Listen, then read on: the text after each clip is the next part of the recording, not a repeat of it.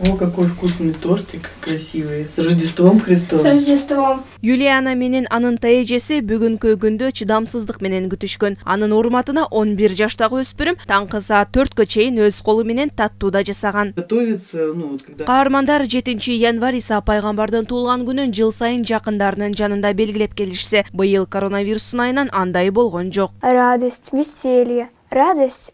Рождество үй бүлө үчүн сонун майрам, көңүлүң көтөрүңкү болуп бири-бириңе жакшы сөздөрдү арнайсың. Быйылкы жылга чейин көпчүлүк менен өткөрчүк, коронавирустун айынан үйдөн чыга албай калдык. Богослужение. Пандемияга карабай чиркөөгө сыйынып тилек кылган жарандардан тыным жок. Бишкектеги Ыйык Воскресенск кафедралдык соборуна келгендердин баары бет капчан.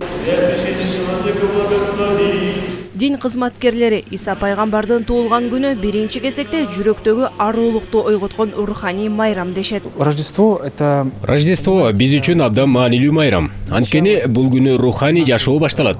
Башкысы адам өзүн өстүрүп, эгоизм, коркуу сезимин жеңип, азгырыктарга алданбай, напсисин тыя билиши керек. И самое главное изменение самих себя. Эртең мененден бери 700 жаран келип диний жөрөлгүлөрүн жасашты. Баарынын тилеги бир. Здоровья, счастья и дай Бог, что Барыңыздарды Рождество майрамыңыздар менен куттуктайм. Пандемия эртерээк бүтсө экен. Ооруп жаткандарга бекем ден соолук каалайм. Негизгиси дүйнөдө, Кыргызстанда тынчтык болсун. дай Бог, я желаю всем. Сегодня у нас огромный праздник. Бүгүн бизде өзгөчө майрам. Ар бир жарандын үйүндө ынтымак майрам болуп, өлкөбүз өсүп өркүндөсүн. Орус православ чиркөөсү бул күндү 7 январда белгилесе, Рим католик жана протестанттык чиркөөлөрдүн көбү Рождествону 25 декабрда майрамдашат.